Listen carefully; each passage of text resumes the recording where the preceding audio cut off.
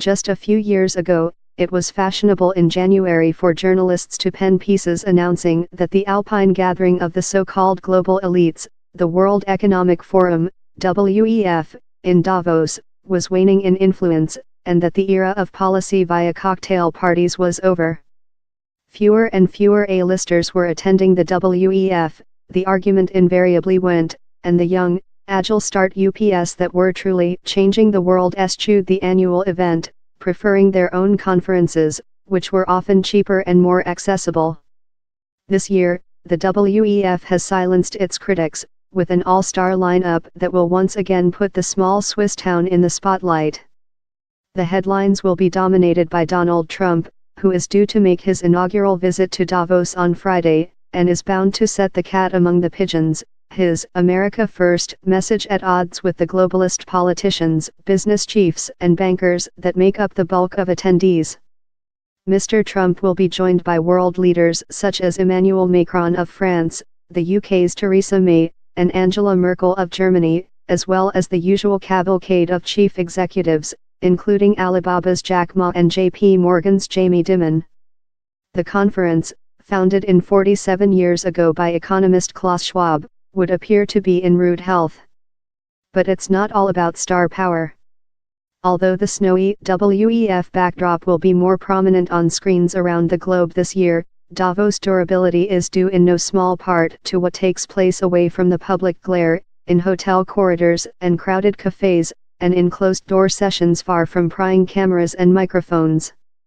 The WEF, says Sandra Navidi, whose book Superhubs details the hobnobbing habits of financiers the world over, is perhaps the most effective and powerful network platform and incubator of our time.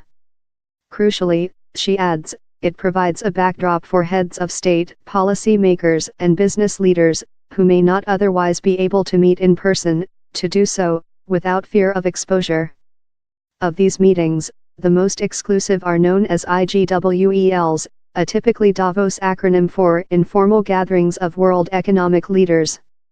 These are restricted to the likes of prime ministers, foreign and finance ministers and central bank governors. This year, Theresa May and Donald Trump are scheduled to meet behind the scenes, at a time when a visit by the latter to the UK is being kicked into the long grass, and plenty of others will do the same without anyone other than a small group of organizers being any the wiser. And it's not just the politicians who are at it.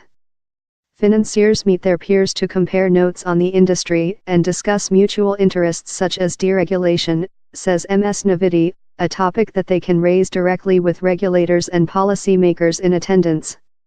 Other meetings are more exploratory in nature, an attempt at building relationships, to use a well-worn Davos phrase, that may become mutually beneficial over time, and often are the seeds of mergers and acquisition deals in years to come. It's an opportunity to see what others are doing, says David Ferguson, chief executive of the M&A Advisor, who is attending for the fourth year in a row. Mr. Ferguson points to a formal relationship between Swiss cybersecurity firm WiseKey and the Rwandan government, which began at a Davos breakfast in 2016 with the country's President Paul Kagame.